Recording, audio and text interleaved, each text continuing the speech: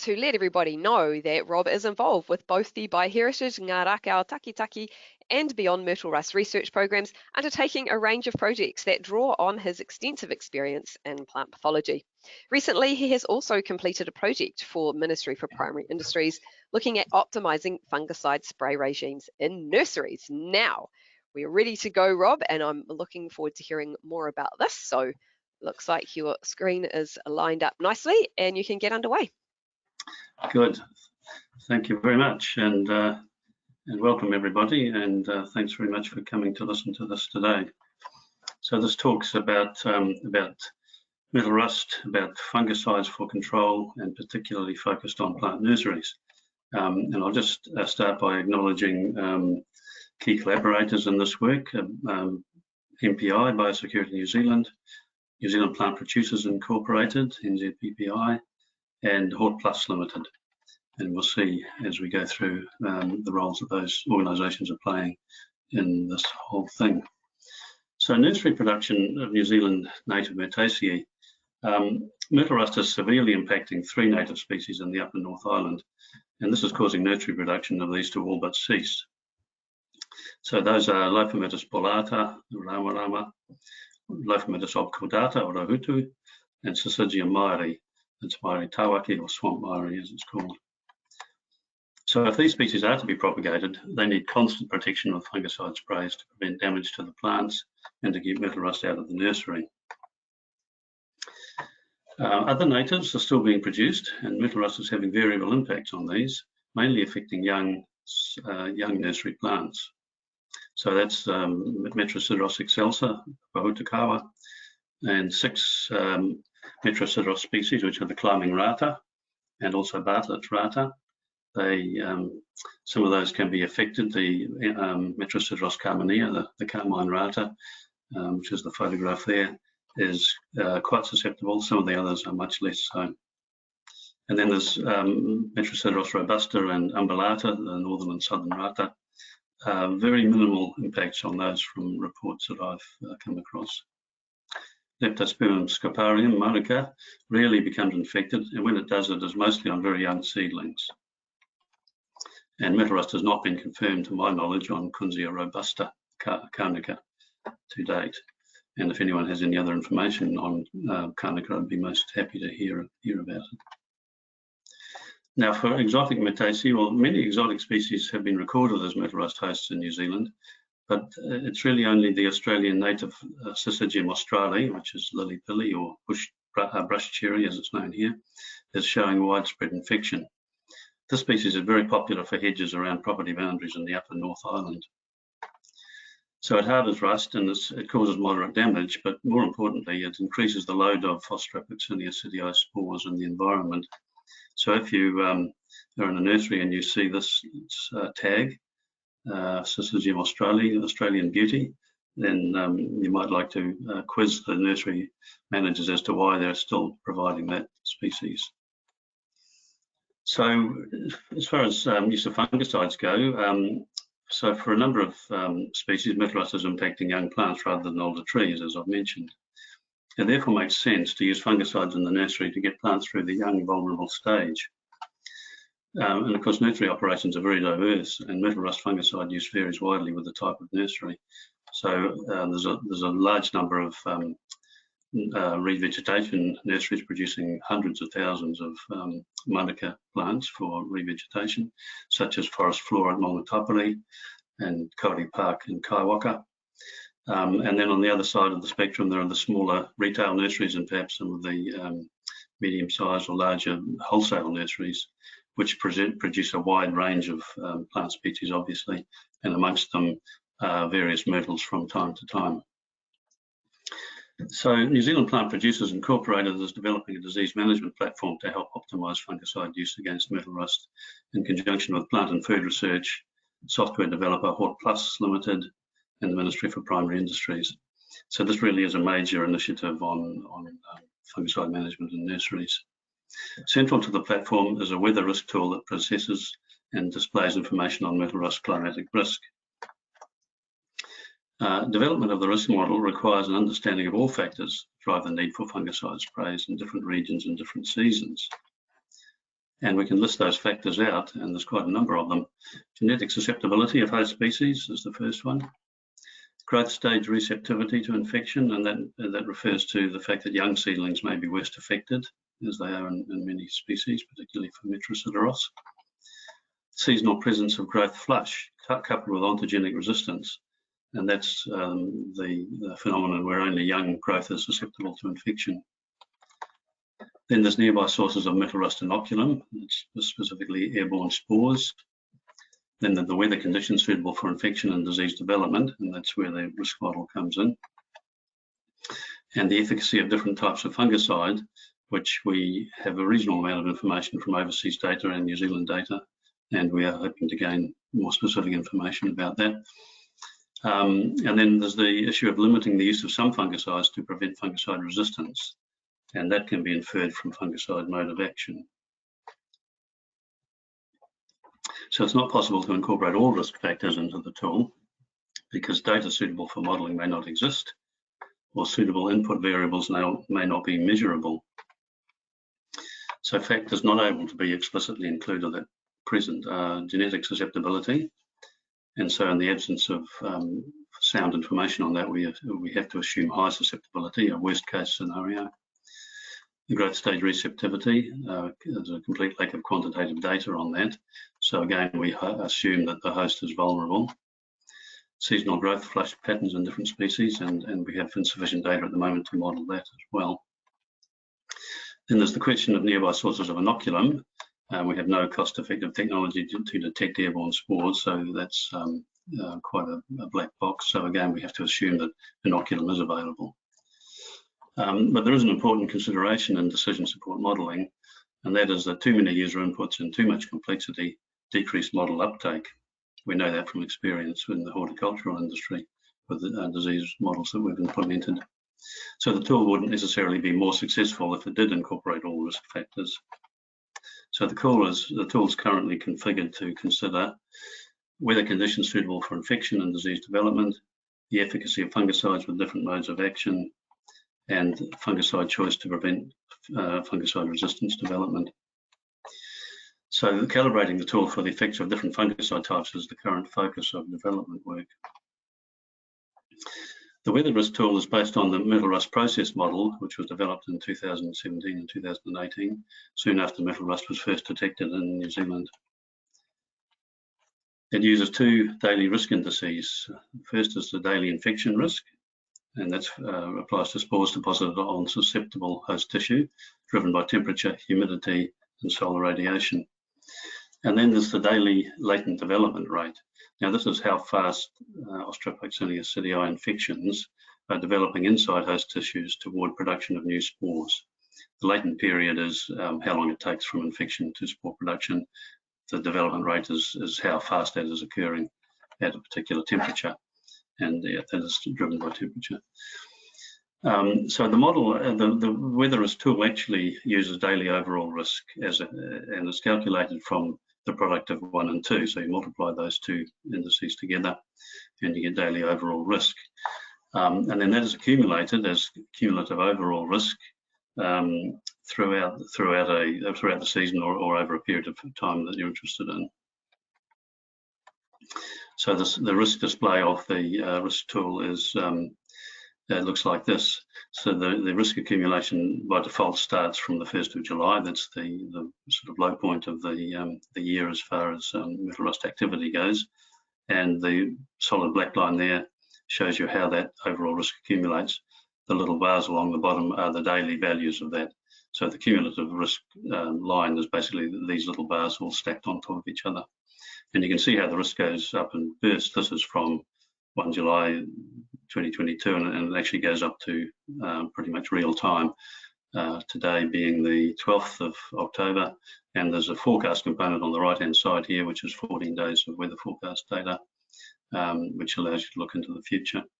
So the risk is going up in bursts. It goes along, it doesn't move much, and then it goes up when a period of wet weather comes. So the question is, how many Myrtle Rust fungicides are needed in a year?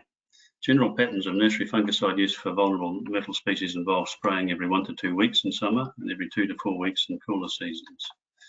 nursery managers indicate the typical spray programs are something like this.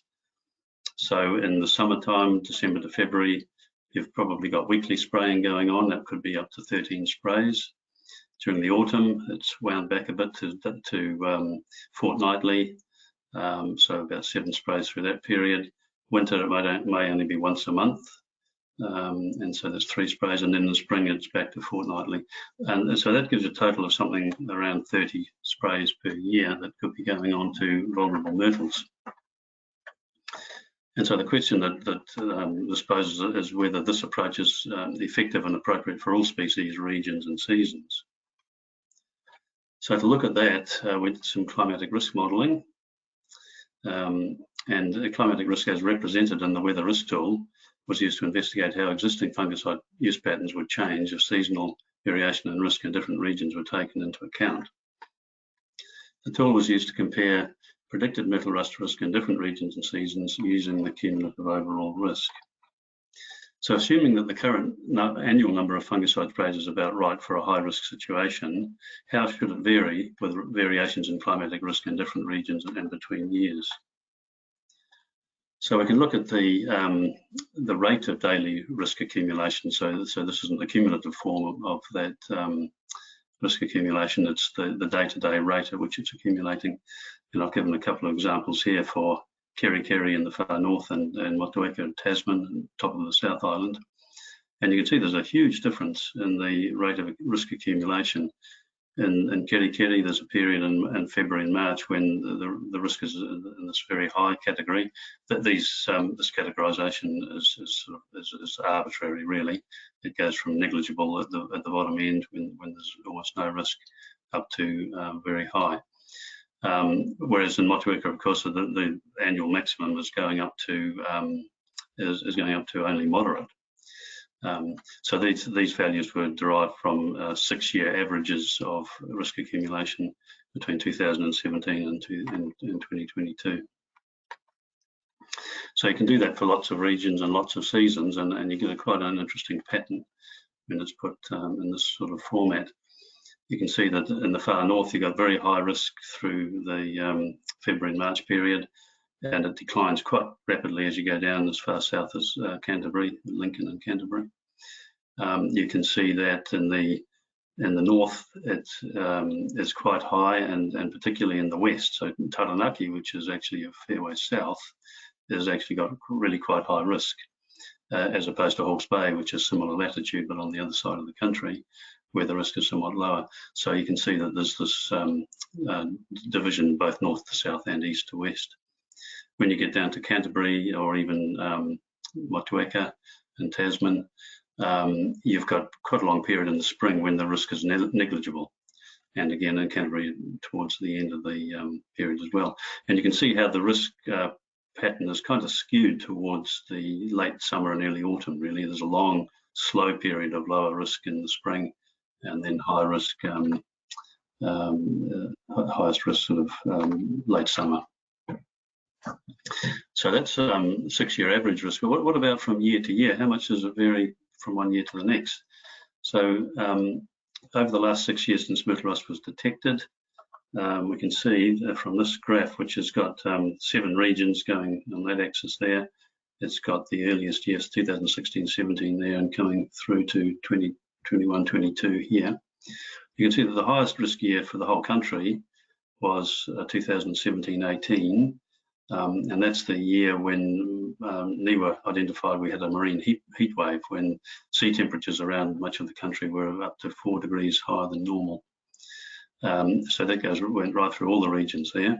The lowest risk year was 2019-20, when there was relatively lower risk, except in the far north, when the lowest risk year was actually 2018-19. And interestingly, 2021-22, sorry, was the second highest risk year, and NIWA are again talking about a marine heat wave, which I believe is persisting through to the current time, and they're saying in their seasonal forecast that we might be in for another quite warm year this coming year. So what we need to be able to do is to calibrate the weather risk tool to optimise fungicide sprays. Given the large regional and seasonal differences in climatic risk, clearly one size fits all is not appropriate for fungicide spraying nationally. Disease pressure is much higher in the upper North Island than in western areas. So what difference would spraying according to weather risk make to fungicide use? So assuming that current nursery spraying practices are for high risk situations, so that's highly vulnerable species, growth flush present and high environmental spore load, I took the average annual cumulative overall risk for the highest risk region, so that was Northland, and that was averages out to about 14 risk units per year, and divided it by the typical number of sprays applied per year, which is 29 sprays in the analysis I did, which gives us about 0.5 risk units per spray. So I then applied the fungicide, figuratively, modelingly, applied the fungicide every time a 0.5 risk unit increment was passed, doing this for multiple regions and years. And so here we get year-to-year variation in spraying requirements. Well, unsurprisingly, it's the same pattern as the cumulative risk, but it shows how much the number of sprays should vary between regions and seasons. So for that high risk here in Northland, we should be up around 37 sprays or thereabouts, whereas in another year it might only be less than 20. And of course, always in the further south, there's fewer sprays required. So there's quite it shows quite clearly how important the weather risk variation is. And of course, this is what the weather risk tool is designed to achieve. So using the weather risk tool for spray timing, we can see that the cumulative risk curve, if there is this facility in it, which is the manage sprays button, where you can actually put in fungicide applications. And the idea would be that every time one of these 0.5 thresholds is crossed, a fungicide spray should be going on. So switching now to fungicides, their efficacy, mode of action and resistance. Fungicides differ in their mode of action.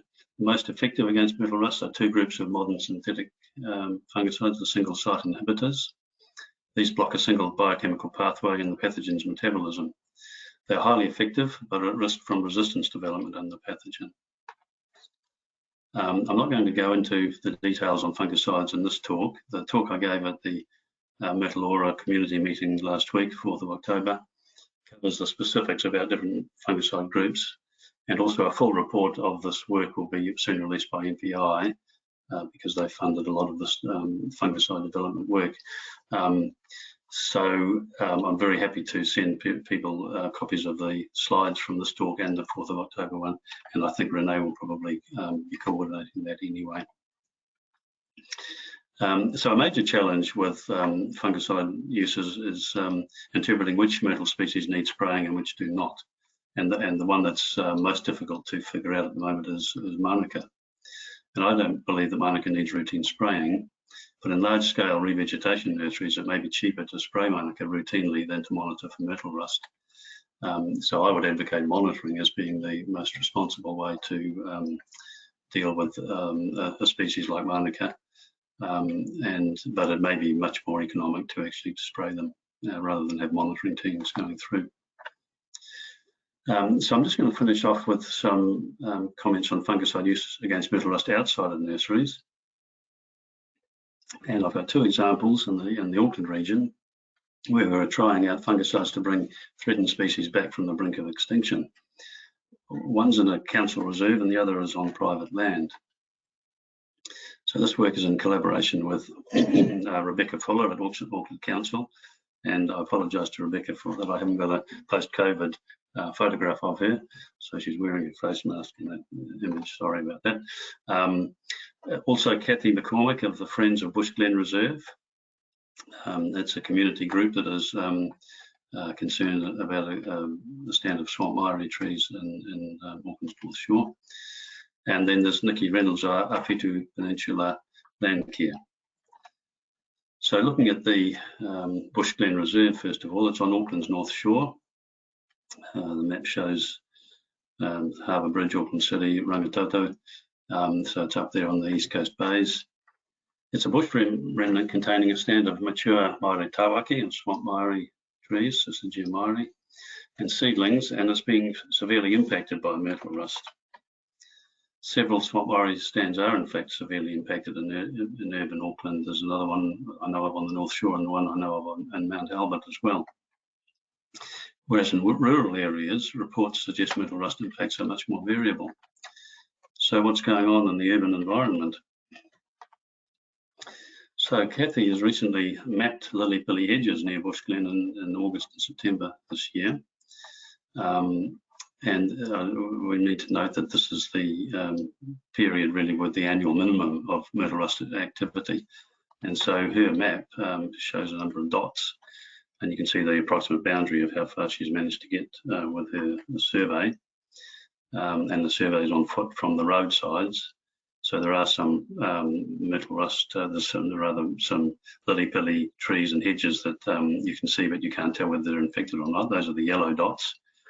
The purple dots are the visibly infected ones, and the red dots are the ones where she can't tell from the road. So most of the plants are probably Syzygium australe, but some trees may be the less vulnerable Syzygium species. And so she will monitor rust incidents through spring and summer, but it's quite staggering. Here's Bush Glen Reserve, the little green circle here, and it's quite staggering for the area that she's surveyed, just how many of these species there are.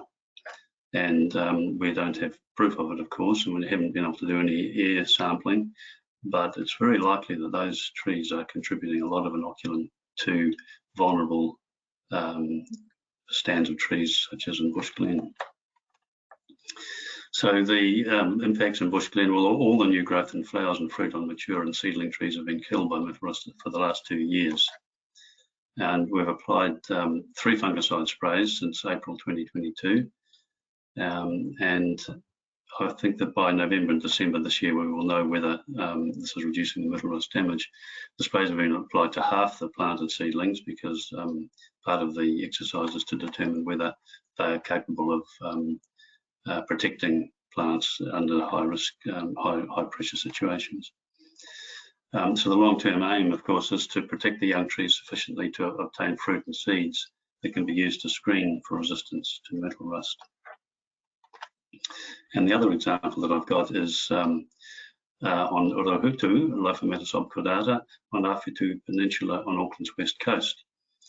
So these Rohutu trees were previously being monitored by Scion, and most of the trees have actually been killed or nearly killed by myrtle rust over 2 or 3 years. So the Awhitu Peninsula is on the Manukau South Head, very high up on the ancient sand dunes there, and it's very exposed to the westerly wind. So it's quite a wild place. When I visited there last on the 31st of August, it was a beautiful calm day actually, and it's the view looking out from Awhitu out through to Huia on the Waitakere Ranges side. And these are dead Rohutu trees. So Rebecca Fuller and Nikki Reynolds are supervising fungicide spraying to try and save some of these trees for seed collection and eventual resistance screening. And we'll be using the weather risk tool to time the sprays that we will be applying. So I'll just finish off with some learnings from developing the weather risk tool. This modelling work on myrtle rust and fungicide use highlights some key gaps in our understanding of myrtle rust biology and ecology. The main unanswered question about myrtle rust biology is how to understand growth stage related receptivity in species where it occurs. Why are seedlings susceptible and older plants not? How is this controlled within the plant and when does it develop? And how can it be quantified and predicted? And also seasonal growth flush still needs to be understood for different species. The ability of plants to continue growth during cool winter temperatures, too cold for myrtle rust, is crucial in determining whether a species can recover. And just on the weather risk model implementation, so the model is now available to nurseries and anyone else who wants to use it. Access via the NZPPI website is free to all users until December 2023. And this has been kindly funded by Te Uru, the New Zealand Forest Service. So further refinements are occurring in response to user feedback on the model. Some risk factors affecting the need for fungicides require user interpretation. For example, the genetic susceptibility of different host species. So at the moment, NZPPI is actually running national nursery workshops this month in 7 regions on Myrtle Rust biology and management, including the use of fungicides. So further information is also available on the myrtlerust.com website, and this is a publicly available website, and it includes the daily infection risk model, but it also includes the NIWA weekly risk maps for New Zealand, and the surveillance map and species vulnerability chart as well. So I'll just finish off by saying thank you for listening, and that beautiful view of from Awhitu, looking back towards Auckland, and in the far distance you can see the Sky Tower in Auckland City, you can see Rangitoto, you can see Rangafo and Mongakiiki, the volcanic cones with the Cornwallis Peninsula in the foreground there. So thank you. Thank you very much, Rob. Excellent talk. And yes, it's certainly a beautiful spot out there in Awhitu. I did have the privilege of going out there with Sion and local hapu at one point. And yeah, I think one of the first areas that Myrtle Rust was detected in New Zealand. And if you look at where it is on the map, right there on the west coast of Auckland, with Australia just across the ocean, it's perhaps not surprising. So yeah, a very good talk there today, and lots to unpack. One thing that I'm curious about, I know you've been participating in some of these workshops with the NZPPI.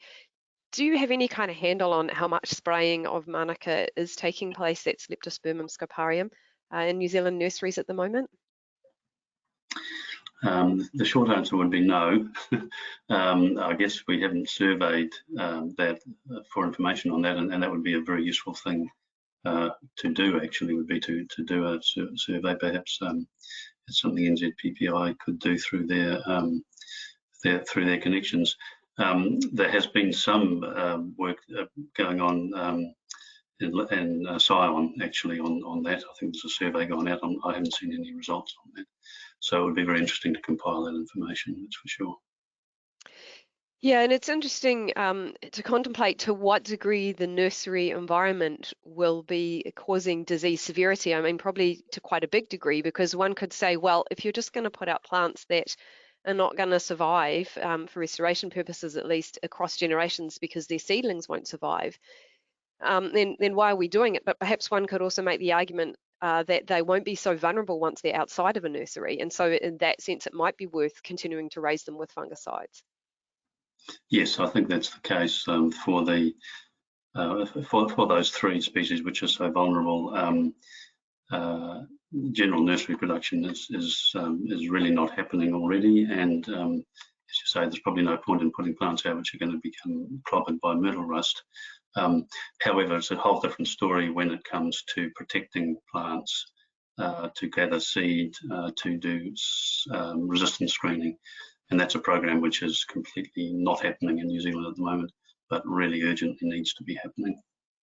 Yes, it would certainly be ideal if we could see some progress on that front. And of course, it's also interesting to contemplate the lethality of the disease, I guess. And I'm certainly curious, and I'm sure many of us are, to know more about that for Manuka, because it's one thing to see a few spores, and it's another for that to result in a dead plant. And I guess we don't have a great handle on that at the moment either. No, indeed, and I think that's a really important point about our perception of Myrtle Rust on plants. Is a very different thing finding Myrtle Rust on a plant from Myrtle Rust actually causing severe damage to the plant. So it's the difference between the incidence of disease and the severity of disease.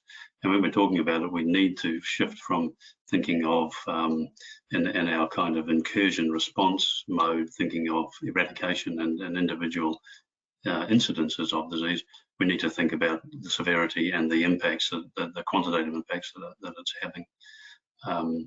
And that needs to be how we, what drives our thinking about how we protect species, which species are suitable for release to the environment and which ones aren't. And we just don't have the information, the quantitative information on the range of susceptibilities that there are. And then there's the complication of genetic susceptibility, the what I call receptivity related to growth stage, so your seedlings get it and older plants don't. And then the growth flush one as well, where young tissue is susceptible and older tissues are not. Those things are all wrapped up into one thing, I believe, and it needs to be teased apart, and each individual component needs to be understood. Very, very good. And then you've answered one of my other main questions there around what you would prioritize in terms of those missing factors for the model. I think you've probably spoken a bit to that now, and I should move to the questions from the audience because we do have a few starting to come in. So a pretty simple one to start with, the climatic risk for Te Tairawhiti, which is near Gisborne, I believe. Do you have that at the top of your head? What things are looking like in Gisborne? Yes, that's a tricky one. We have a complete lack of weather stations in Tairawhiti. There may be some which we haven't tapped into, but it needs to be explored. We do have the NIWA virtual climate data, and that says that Tairawhiti is, it sits pretty much somewhere in between somewhere like Whakatane and Gisborne in terms of its climatic risk.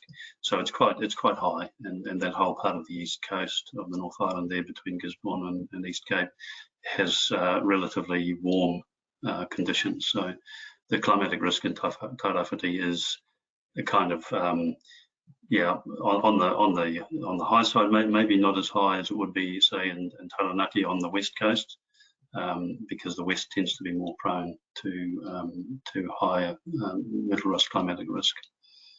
Okay, and we do have a plea here for talks and slides and reports and things like that. So I'll chat to you afterwards, Rob, about how we might best distribute those to people that have registered for this webinar. Next question, is there scope to expand the monthly risk table summary to include other weather stations? Yes, and that's the big question that's coming up in the NZPPI nursery workshops as well, because a lot of nurseries are in more remote areas. So that's something which we will be striving to do.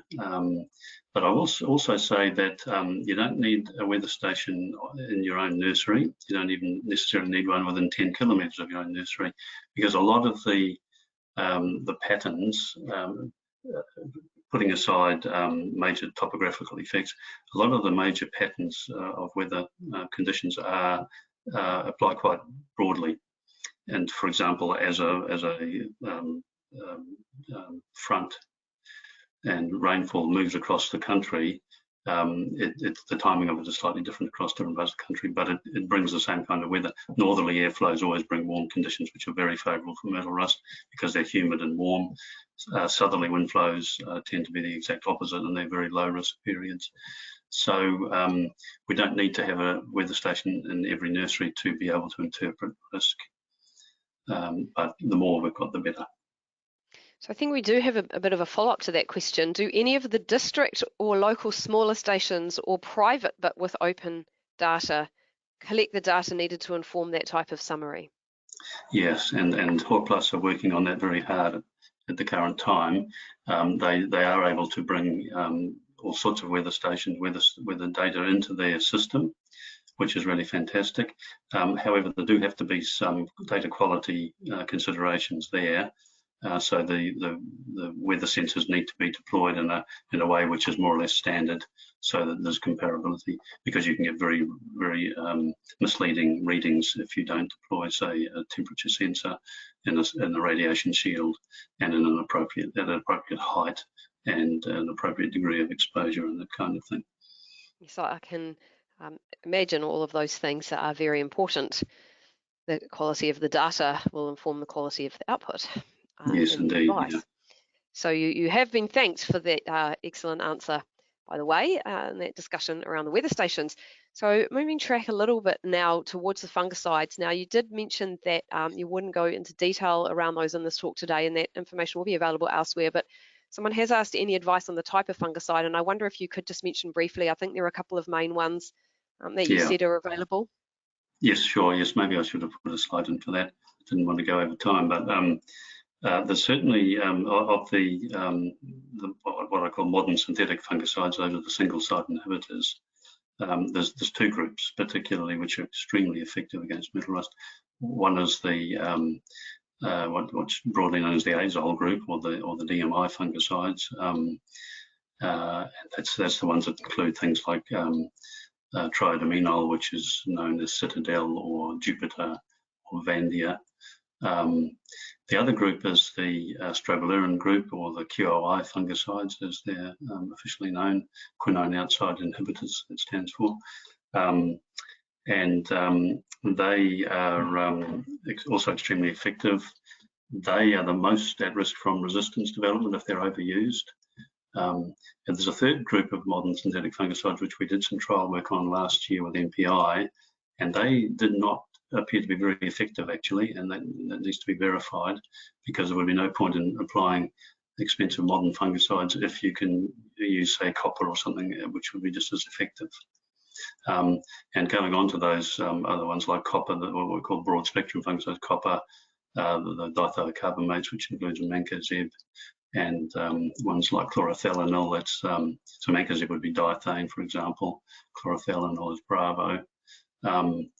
Those ones are pretty marginal in their efficacy, to be honest. They will suppress myrtle rust to a small extent, but they are not very effective, and so therefore you need much shorter reapplication intervals with those.